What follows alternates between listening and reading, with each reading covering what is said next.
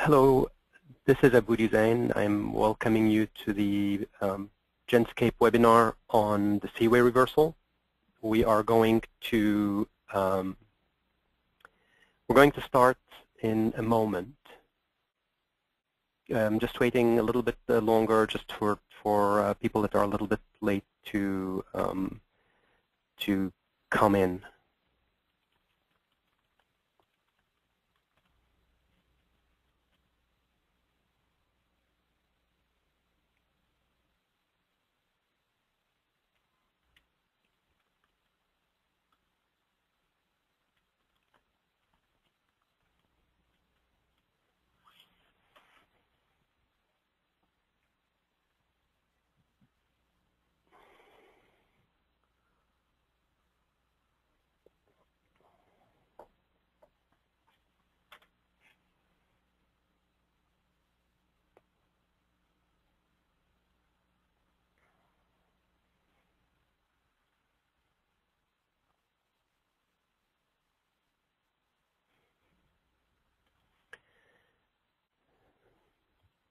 Well, let us begin, because I know it's early in the morning and many of you want to get back to your desks and start your usual daily routine. So let me quickly describe what it is that we're hoping to achieve today. We wanted to go over the recent changes that we have seen occur at Seaway. We wanted to talk to you a little bit about what we think those mean in terms of future flow on the line. And we wanted to also maybe take a look at what type of crude we think might be coming through the line, given the new configuration that is being generated by the reversal of the line. So let me just jump in and first of all just give you a very quick visual on where the line runs. As you know, it goes from Cushing to Freeport. The pumping stations are marked on this particular map. A more interesting way of looking at that configuration of the line is to really take a look to see what the elevation profile is on the line itself. So what you will notice, looking at this chart, is that basically the line flows downhill. And what that tells you is that with a minimum of pumping, it can actually run quite a bit of crude. One thing I failed to mention at the beginning, and forgive me, so let me tell you this now. If you have any questions, please send them to the organizer. Just type it into the chat box for the organizer. We have somebody who is going to consolidate the questions at the end of the seminar, and we will take the ones that are the most popular, that have been asked most, and I'll try to answer them. So I apologize for this interruption, so let me get back. Elevation, we're losing about 300 meters as we go the 800 kilometers between Cushing and the Gulf. So the oil is flowing downhill. You don't really need a lot of pumping to overcome any big hills in between. Now, what that tells you is that we can get to quite a high level of flow. We will go through some models that we've built that show how much flow can be achieved with the various pumps. Another view of the line, here is some of the configuration. We think that there has been a new installation of infrastructure at Cushing, and I'm being very careful in choosing my words. We have not actually seen a new pump go in, but we think that they have changed the way that the terminal is wired in order to be able to possibly use pumps that were there before in order to start pushing oil down the line. If you then look, you'll see that the pumping stations alternate between 2 pumps and 3 pumps as they go along. The solid dots in the pumping station chart denote pumping stations that are being directly monitored by Genscape using its frequency monitors to check on how much power is being consumed by each pumping station. This is where we think that the work has been done to make it possible to push oil into the line at Cushing. This is an image that was published by Enterprise in one of its newsletters. It shows the first weld on new pipes for the reversal of Seaway. From looking at the tanks in the background, we could identify that the area where this is being done is this yellow rectangle over here. So that is the area that we then focused on to see what work has been done. What we saw on in the middle of March was that there was a tank parked there to split out residual oil that was being pushed out as the line was emptied to be prepared for reversal. So that was a good indicator that that is the right area to be looking in. Since then, in mid-May, we've taken more images of the site, and we saw quite a bit of digging, quite a bit of work there. There are some new pipes that have been laid. This is one of them over here. Another view shows these pipes are new, and this over here is where we think is the main pump. Now, this pump has been in place for a long time, since 2008. We can see it in images taken by satellite back in 2008. So this is not a new pump. It might be a repurposed pump. We are not really sure about the size of this pump, and the size matters because that determines how much oil can be pushed into the line. We took infrared images of the site on the 17th of May in order to see whether we can already determine whether pumping was going on. As you know, Enterprise later came out and said that on the 17th there was no pumping and that the pumping didn't start until the 19th. So we couldn't really see anything there. We are flying the site with infrared again this afternoon, and we hope to be able to then determine whether there has been a change, and that would give us a pretty good clue that this is really the site where the line originates. Now starting to look outside Cushing to see what work has been done on the line, and we're going through from the north to the south. This is the first pump. It's the Oakman pump. This is mid-March. No work being done. This is May 10th.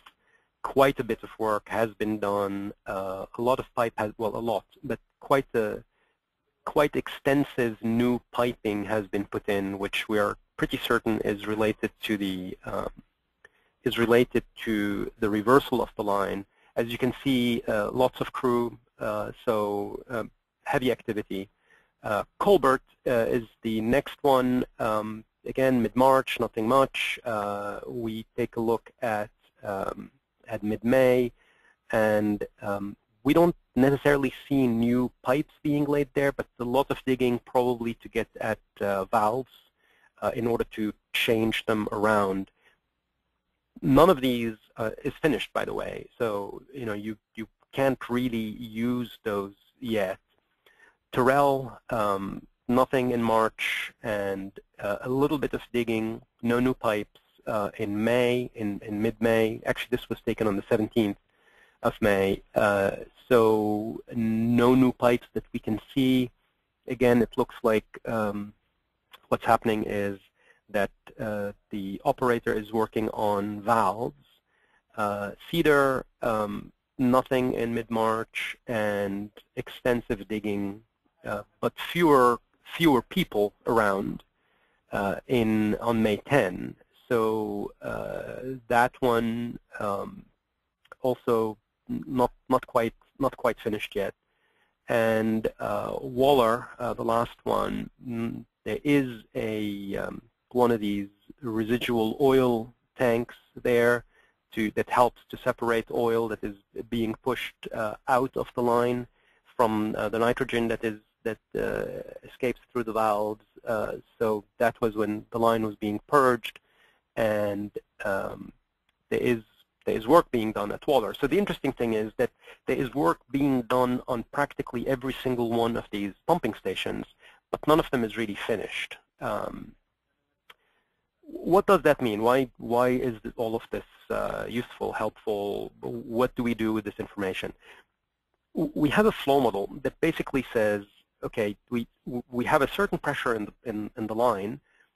What does that pressure translate to in terms of flow? We then start in the model turning on a pumping station. In this case, I think it's Terrell that we turned on. And it shows as the oil flows that the pressure with the distance from the first pumping station keeps dropping. When that pump turns on, it raises the pressure again, and the flow can then go on to reach the Gulf. So as we turn these pumps on that are denoted here by these little dots, as we turn them on, we can see through the model what the total flow is going to be. Now, having done that, if we look at likely flows and we assume two different types of crude, we're assuming WTI or WCS, it makes a big difference whether you're flowing a light crude or a heavy crude. Also, WCS, West Canadian Select, has a much higher viscosity. So it's not just the gravity, it's also the viscosity that affects the flow. Therefore, if you look through that list and you say, if only Cushing, the new pump, what we're calling the new pump, is turned on, and the line is running only WTI, the maximum that it can reach is 150,000 barrels per day. So this is in thousands of barrels per day. This is this column. If Colbert, which is the pumping station that we think is the furthest along in getting finished, if that turns on and the line is running only WTI, they can reach 200,000 barrels per day. And as you go through and you look at the various configurations, you can see that with 4 pumping stations on and running WTI, you can get to 250,000 barrels per day. We haven't, with all the pumps on, obviously, and you're running WTI, you will get to the 400 that Enterprise and Enbridge are aiming for as their max. The picture is slightly different, or quite different, actually. If you look at WCS, what you'll see is that you probably need Cushing and Colbert to get close to that 150 that Enterprise and Enbridge are aiming for. This is why we believe that it is much more likely that what we will have in the beginning is a line fill with light crude rather than with heavy crude. So we think what's being pumped into the line at the moment is WTI or WTI lookalike. It is not going to be heavy crude. Having looked at all of this, let's take a look at the other end of the line, so Jones Creek and Katy. This is where the oil is going to end up, and where can it go from there? So we took a look at Jones Creek. We think that there are, sorry, let me go back to that. We think that these units over here are the same type of units that we saw before that separate residual oil out of the nitrogen. So as the nitrogen is being pushed out, there are some remnants of hydrocarbons that need to be taken out of that flue. This is what we think these tanks are. We didn't on the 17th. We didn't see any flaring. Typically, when the nitrogen starts coming out, what we have seen when Keystone turned on, for example, both at Patoka and at Cushing, a flare was present to flare off excess nitrogen. We didn't see a flare being used at this site. At Jones Creek, there are 12 tanks, 6 of which are empty. 1 is full, 1 is nearly full, and 3 are in maintenance. If you look at Freeport, There's a lot of construction going on.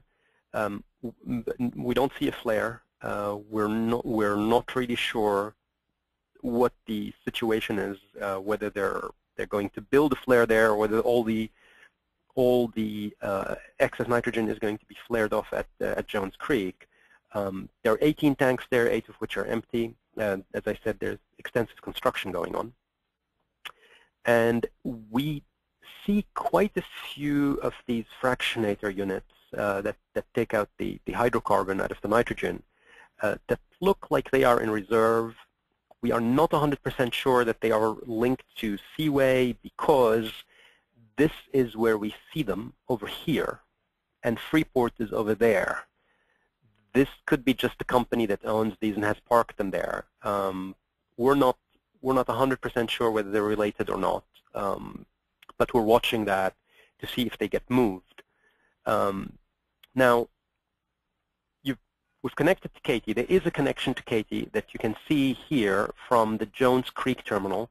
This is Katy. This is the red rectangle. This is where it would end up. Now, once it ends up at Katy, where can it go? And this is a little bit busy. This is a slide from Enterprise. But I think, as you can see, from Katy you can get into the Echo terminal. And it is it's a big pipe. It's 425,000 barrels per day. Keep in mind, though, that that is not the only thing that that Katy is running at the moment. So that 425 is not going to be dedicated entirely to crude that is coming from Cushing. So especially when the Eagle Ford flows, which is imminent, some of that 425 is going to be dedicated to Eagle Ford that's coming from the west. The interesting thing is, from Echo, if you look at the refineries that are connected to the Echo terminal, it's a who's who of large refineries to the west of Houston, and we'll take a look at those in a second. Basically, we think that Enterprise is going to, has announced actually, we don't think, but Enterprise has announced that it's going to build more capacity into Echo to take care of the increased flow, both from the Eagle Ford and also from the reversal of Seaway. So that, we're not really sure when that's going to be finished, but until then there might be some restriction on how much oil can get into Echo, and from there into the refineries that need it. Here's a quick visual on the refineries that we're talking about. One of the things to notice, and the complex that we're really interested in is around here. These are roughly the refiners that can take this oil, and what you'll see is a lot of red. What red tells you, and also a lot of dark blue, what those tell you, these are refiners with coking capacity. The red is heavy sour, and the blue is medium sour. So heavy sour equals WCS. You'll see there's quite a bit of appetite in that area.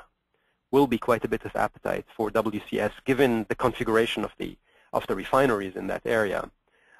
If you take a look at this numerically, what you'll see is that if we take the refineries that are directly connected to Cushing, that are in the mid-continent, so before the Seaway reversal, you get a total refining capacity of about 1.7 million barrels per day. You get a coking capacity of 211,000 barrels per day. Now you go to the refineries that are connected to Echo, and what you'll see is that your distillation capacity is 2.4 roughly, and your coking capacity is more than double what it is in the Midwest, in the mid-continent. So given, I mean, this is a visual, this shows you visually the effect of Seaway in terms of appetite for crude that is at Cushing, both in sheer volume, but also in terms of the type of crude that is likely to eventually, not now, eventually be needed at Jones Creek, Katy. Just a sort of quick look at what the reversal also means in terms of balance. What you'll see that is after the reversal of Seaway, if it's running only 150, you still have an imbalance in nameplate capacity that is around Cushing of about 500,000 barrels per day or so, a little bit under 500,000 barrels per day. What that's telling you is that we still need more capacity, outflow capacity out of Cushing to bring that hub into more of a balance, make it more of a true physical hub that can handle crude for both the Mid-Continent and the Gulf. Finally, look at prices, and we're closing in on the end here.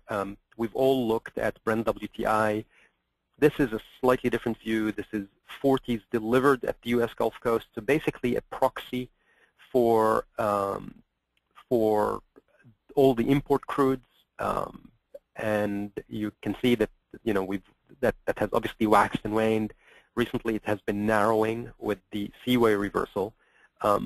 Another one to look at, really, which is interesting in this context, given the coking capacity at the refineries in the Gulf, is really the differential between WTI and WCS, and then to compare the two differentials.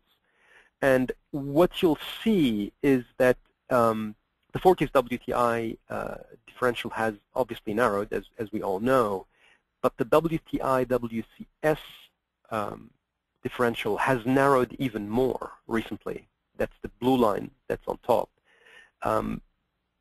It is still not as low as it has been historically, if you look back into the fourth quarter of last year, for example.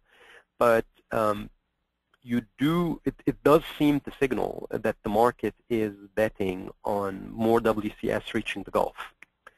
So in conclusion, to kind of just sum up the things that we've been saying, we think that the line can run at 150 if pumping is only at Cushing. So we wouldn't necessarily at Genscape, we wouldn't necessarily see pumping on any of these pumping stations. We think it is more likely that they will use at least Colbert just to speed things along, and Colbert is pretty far along, so we're keeping an eye on Colbert.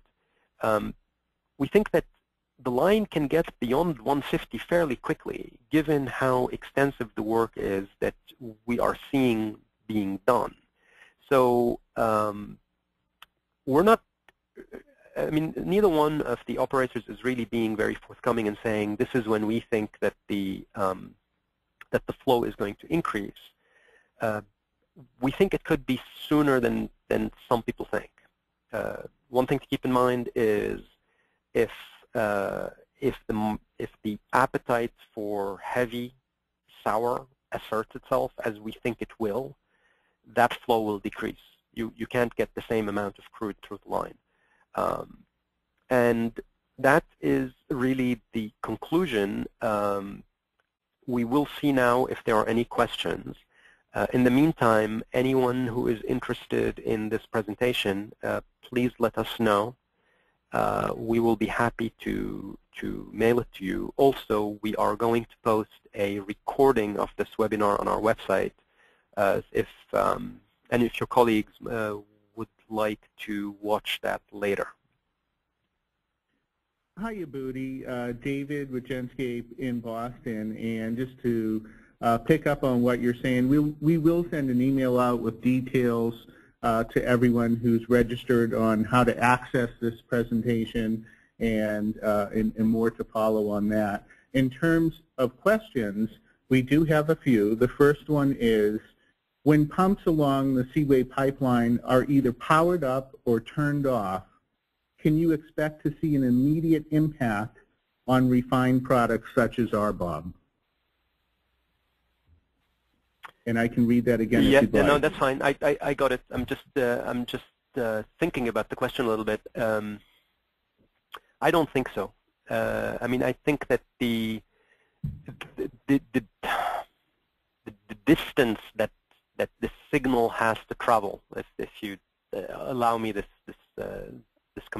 analogy, is too far for there to be an immediate effect. I mean, basically what you're saying is a refiner in the Gulf has access to a different type of crude. That crude, I mean, the reason that refiner decides to take that crude is because it provides better economics, of course. That's why they would choose it over something else, over imports or what have you. But for that to translate immediately into a lower RBOB price or a higher RBOB price is not likely. I mean, what is more likely is that you're going to get the effect you're going to get is an immediate widening of the crack spread for that refiner, so immediate widening of the refining margin for that refiner, which eventually will build pressure because people will look at this and bet on the crack narrowing again. So you know, eventually it will have an effect on refined products, but not immediately. I don't see an immediate effect. Okay, very good. The second question is, what is the 410 KVD line that goes from Katy to Cushing? The one that goes into Echo, I will have to look up the name. I think it is Rancho, but we will confirm that in an email. I think it is Rancho. Okay. And I am also getting an IM from one of our analysts who does confirm that it is Rancho. So. Okay, it is Rancho then. And the third question, how long will it take to fill Seaway? We looked at that yesterday. We think it's 15.2 days at the current rate. Okay. The next question, what split between light and heavy crude will Genscape use for its flow model? Very good question. Honestly, we haven't determined that yet. We will determine it. We will publish our assumptions so that everybody knows that this is what it is built on. It is built on an assumption of 40-60, 70-30. We'll determine that. We will do that in consultation with clients. We will try to reach out to shippers, get a sense of what to expect. We may shift that mix over time because it will necessarily shift given the changing economics. But we will always strive to be transparent about what mix we are using. Okay, and we are getting a lot of comments from people asking for follow-up, and I just want to reiterate two things. One, please do continue to send in all your questions, and we will provide updates and detail and answers, as Abudi is saying, to everyone who has registered. The next question is Echo the only option? Where else might the crude go? As far as we can tell at the moment, Echo is the option.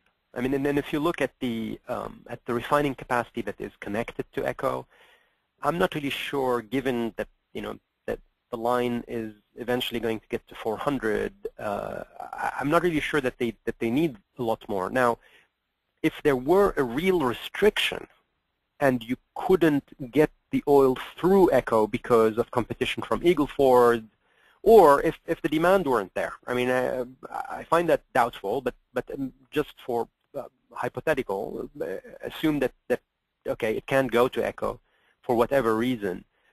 You could load that oil onto barges at Freeport.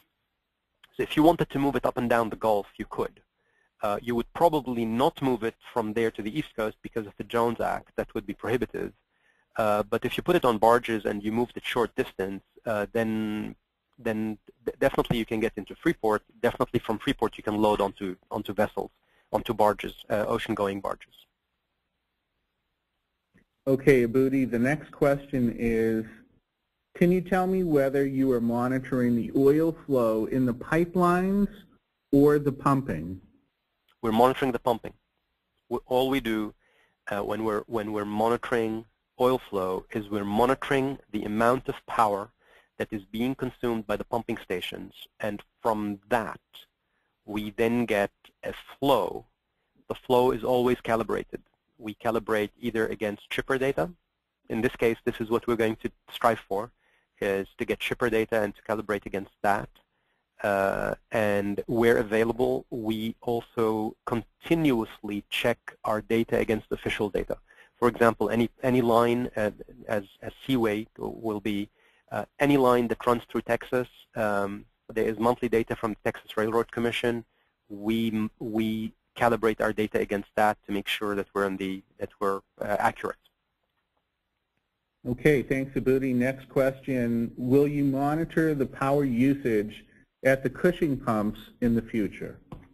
We cannot. The reason is that there is one line that goes into the entire Cushing complex that serves the entire complex. So this is for all the pumping between tanks, for tanks pumping out, tanks pumping in, tanks blending, the lights at the facility. We have one big power number. We actually took a look at the power profile into the facility on Saturday. We thought we saw an increase in the consumption as pumping started, but there was too much internal debate in our analyst team to really be able to say with certainty, yes, this is related to the pumping. So we chose to actually not show that slide, which showed what we think is an increase, but we couldn't determine with certainty that this was related to the pumping, so we chose not to show that. Okay. Thanks, Abudi. Next question: how will the infrared photo help you at Cushing?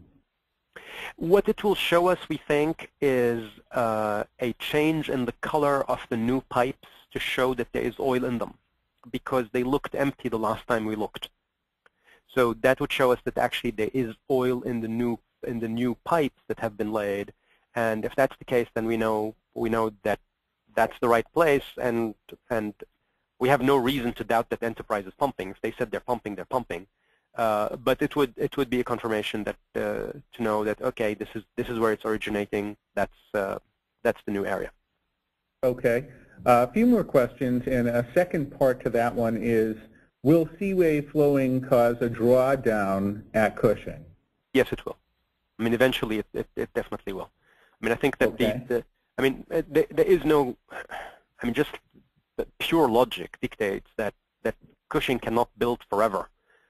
And Seaway is a large part of the equation that will lead to a draw at that hub. Okay.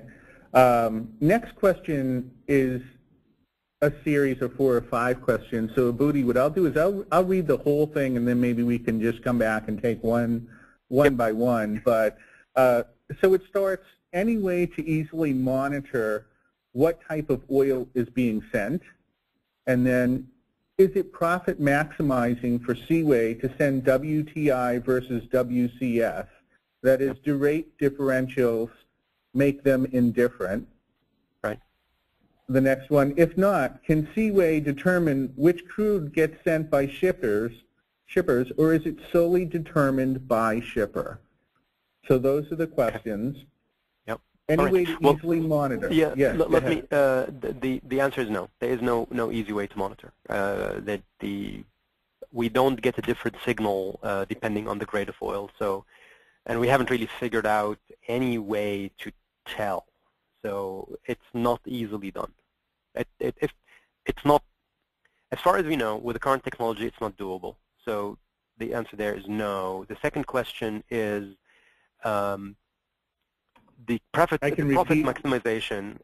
I think that what is going to happen is that the two E's, Enterprise and Enbridge, are going to set the rates in a way that will maximize their profits. So what might happen is if they see a lot of demand for WCS, that rate will go up versus the rate for WTI, so that they at least are kept whole, if not actually make more money by running WCS.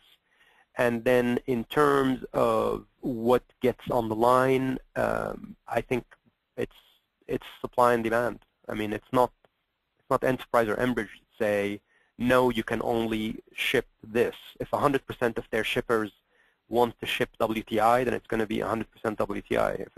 If it's the other way around, then it's going to be WCS. Okay. Next question.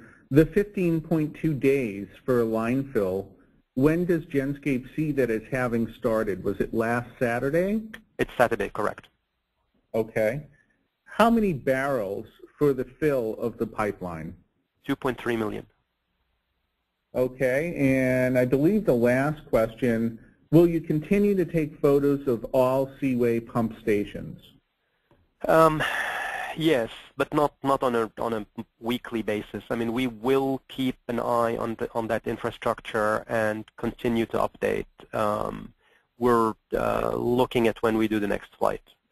We will keep people posted. Okay, and that concludes the questions that we have.